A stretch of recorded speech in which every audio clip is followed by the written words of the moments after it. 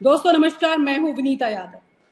प्रधानमंत्री बन तो गए तीसरी बार नरेंद्र मोदी, लेकिन लगातार चौतरफा घिरे हुए हैं।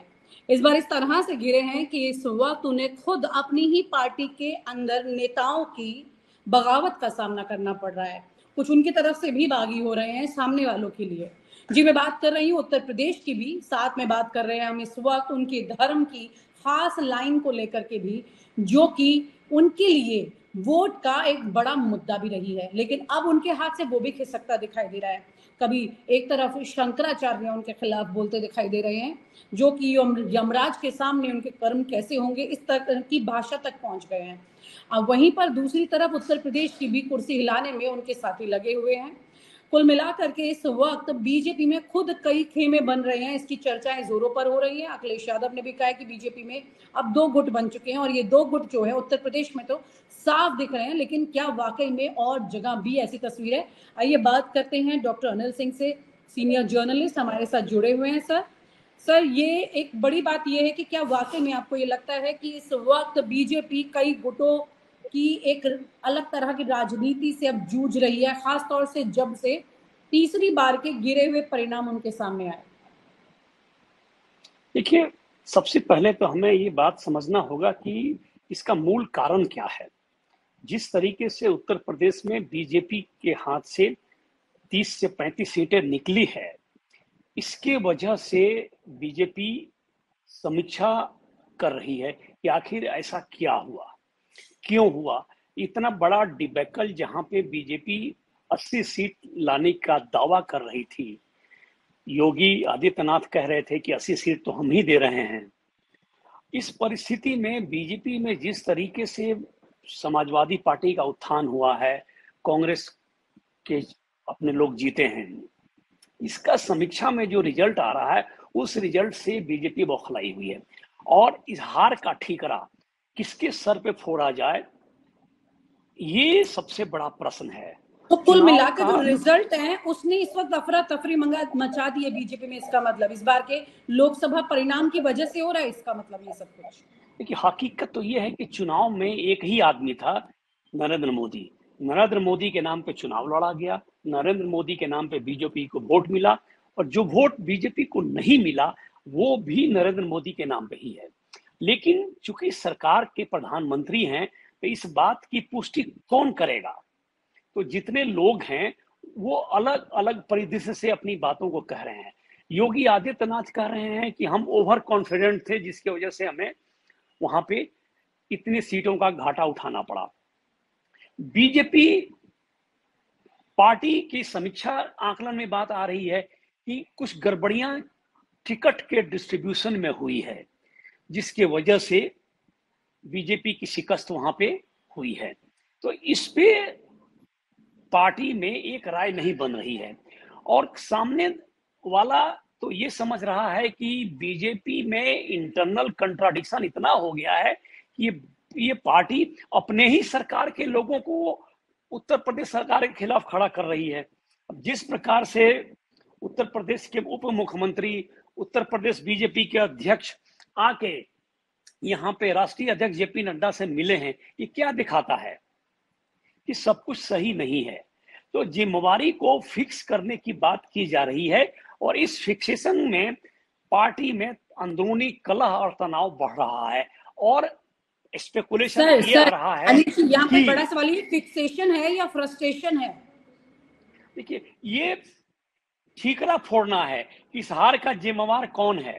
प्रत्यक्ष रूप से कोई किसी को जिम्मेवार नहीं कह रहा है, प्रधानमंत्री को कोई जिम्मेवार नहीं ठहरा रहा है, योगी आदित्यनाथ को कोई जिम्मेवार नहीं ठहरा रहा है। लेकिन बीजेपी के जो लोग हैं कह रहे हैं, जरा सोचिए कि 14 में जब बीजेपी को प्रचंड बहुमत मिली थी तो योगी नहीं थे। 19 में जब बीजेपी को उत्तर प्रदेश में प्रचंड बहुमत थी तब योगी नहीं थे।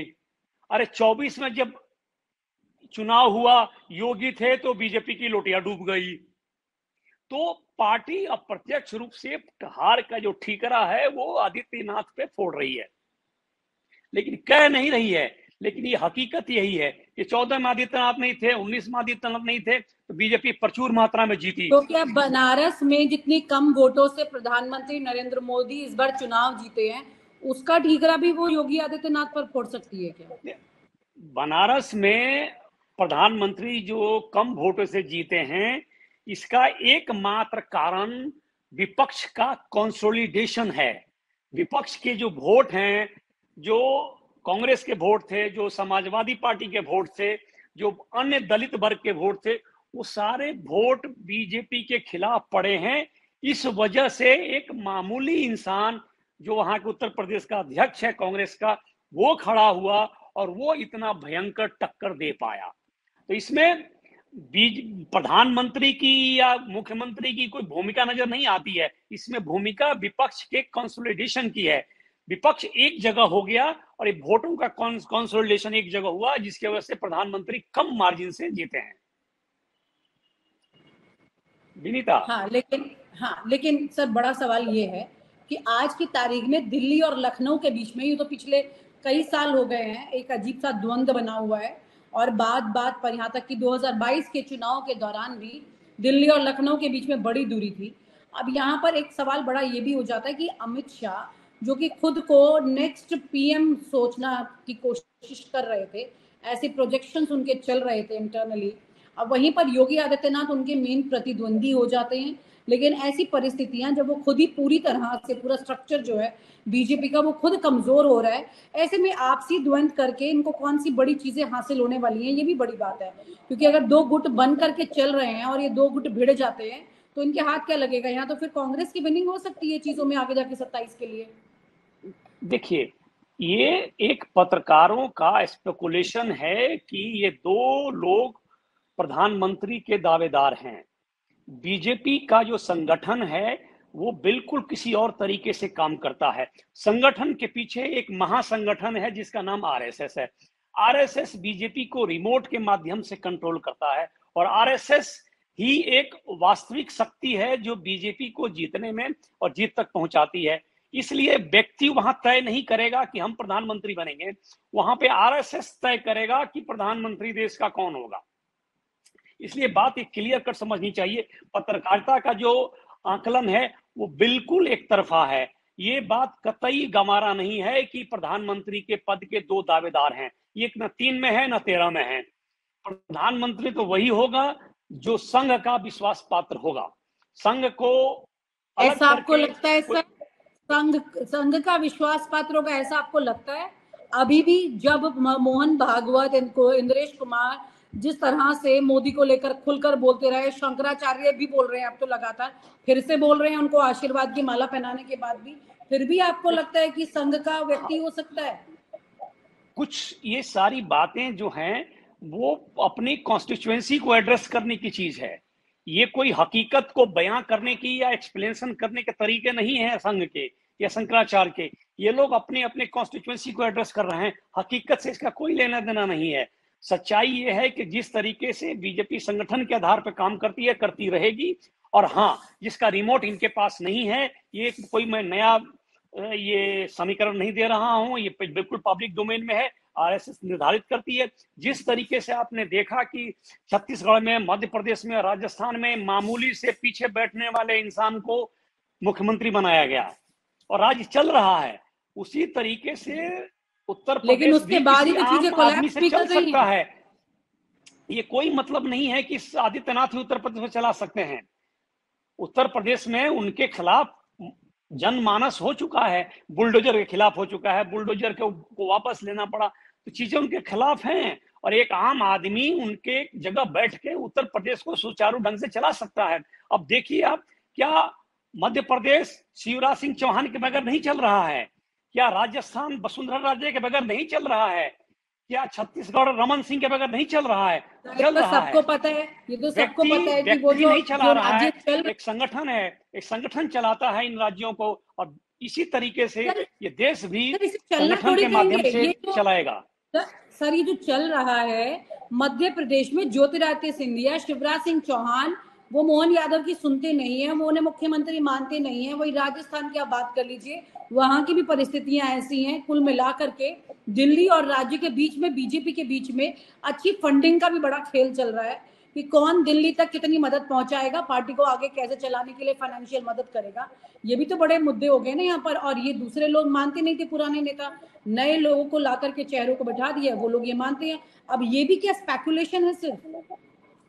देखिए, हर समय में राज्यों में मुख्यमंत्री के खिलाफ कोई ना कोई गुट काम करते रहता है। ये हमेशा से रहा है, ये कोई नई चीज नहीं है। सिंधिया पहले भी थे, वसुंधरा राजे पहले भी थी, लेकिन सरकार चलती रहती थी। वसुंधरा के खिलाफ कितने लोग थे, आपको याद होगा, भैर सिंह शेखावत थे, घनश्याम तिवारी थे, पता नहीं कौन कौन, सारे वरिष्ठ नेता उनके खिलाफ थे, लेकिन वसुंधरा ने चलाया। तो संगठन का समर्थन जिसके साथ हो, तो वसुंधरा खुद खिलाफ में, सत्ता के पे जो आरूढ़ है वही सरकार चलाता है और चला रहा है। तो मुद्दे की बात यह है कि आरएसएस नीति निर्धारण में सबसे आगे है और अपनी बातों को मनमाने में भी आगे है। और जो तो झगड़ा है वो क्या कह रहे, योगी आदित्यनाथ की कुर्सी जाएगी कि नहीं जाएगी? अगर आरएसएस अभी भी आगे है तो फिर तो योगी आदित्यनाथ बच सकते हैं। अगर बीजेपी हार का ठीकरा आदित्यनाथ के मत्थे मरने में कामयाब हो गई तो आदित्यनाथ का जाना तय है। सर कामयाब कहाँ हो रही है? उन्होंने तो खुद अपनी 37 विधायकों की लिस्ट उन्होंने थमा दी दिल्ली में आते के साथ, चुनाव के परिणाम आने के बाद, कि मैंने बोला था आप इनको टिकट दीजिए, आपने दिया नहीं, आपने किसी और को दिया, इसलिए यू हैव लॉस्ट। अब ये बहस का मुद्दा तो यही है, यही तो मैं कह रहा हूं आपको कि बीजेपी की जो फैक्ट फाइंडिंग कमेटी बनी थी चुनाव हार पे, उनका यही कहना है कि टिकट में गड़बड़ी होने की वजह से ये शिकस्त का सामना करना पड़ा।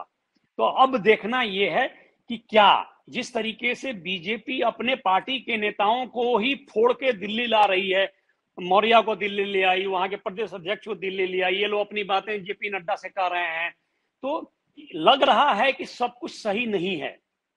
अगर पार्टी का आला कमान ये बात फिक्स कर दिया कि हार की जिम्मेवारी श्री आदित्य योगीनाथ पे है, तो आदित्यनाथ को जाना पड़ेगा। उनके पास कोई रास्ता नहीं है, संघ भी उन्हें नहीं बचा पाएगा। ठीक है, सिंपल सी बात है। और रही बात मतलब एक सशक्त मुख्यमंत्री की, कोई सामान्य व्यक्ति भी राज्य को बेहतर ढंग से चला सकता है। आपको याद होगा कि बहुत मामूली लोग भी उत्तर प्रदेश के मुख्यमंत्री रहे हैं। राम प्रकाश गुप्त, नाम भी आपको याद नहीं होगा, कल्याण सिंह के बाद मुख्यमंत्री बने थे, लेकिन चलाया उन्होंने। तो इंसान राज्य को नहीं चलाता है, संस्थाओं को नहीं चलाता है, संस्थाएं चलाती है राज्य को।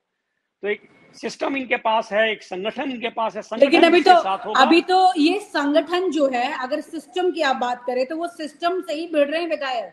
जो अधिकारी हैं उन्हीं की शिकायतें हो रही हैं अभी तो यहाँ पर, कि देखिए ये अधिकारी जो है ये विधायकों को अपने पांव छूने के लिए बोलते हैं। ये सरकार जो है पूरे ये अधिकारी चला रहे हैं, ये नेता नहीं चला रहे जो चुनकर आए हैं। तो सिस्टम तो खुद ही इस वक्त कंट्रोवर्सी। राज्य सरकार, आदित्य योगीनाथ की सरकार यही कह रही है कि कुछ नौकरशाह हैं जो सरकार से वफादारी निभा नहीं पाए, जिसकी वजह से हार हुई है। उसकी समीक्षा लोग कर रहे हैं, उसका ट्रांसफर कर रहे हैं, कुछ ना कुछ कर रहे हैं, लेकिन बात अभी तक फिक्स नहीं हो पाई है। जिम्मेवारी फिक्स होते ही परिणाम सामने आएंगे। लेकिन ये बात तय है कि पार्टी में, सरकार में अंतर्द्वंद चल रहा है, आरएसएस में भी अंतर्द्वंद चल रहा है, जो सामने दिख रहा है। अभी हाल के दिनों में रांची में इन लोगों का सम्मेलन हो रहा था, उसकी आउटपुट भी पब्लिक डोमेन में अभी नहीं आई है। देखना है कि वहां से क्या बातें निकल के आती हैं और किस तरीके से पूरे पॉलिटी को प्रभावित करती है। जी, यूं तो योगी आदित्यनाथ खूब अच्छे से जानते हैं कि जब फैसला लेने वाला पूरा सिस्टम ही अगर आपका अपना होता है तो फिर उसकी दूसरे व्यक्ति की सुनवाई नहीं होती। क्योंकि उत्तर प्रदेश में ऐसा कई बार खुद योगी आदित्यनाथ ने किया, लेकिन इस बार वो खुद फंस गए हैं। दिल्ली में जिस कमेटी का जिक्र सर कर रहे हैं, एक तरह से बात वही हो गई, जब सैया भये कोतवाल तो डर काहे का। तो दिल्ली के पास जो ये कमेटी है ये फैसला लेगी, जाहिर सी बात है योगी आदित्यनाथ के खिलाफ ही जाएगा और योगी आदित्यनाथ की कुर्सी जाना ऐसे में तय दिख रहा है। Thank you so much sir. और आप हमसे जुड़े रहने के लिए सब्सक्राइब करें YouTube पर, फॉलो करें ट्विटर पर और लाइक करें Facebook पर। और ज्यादा जानकारी के लिए आपको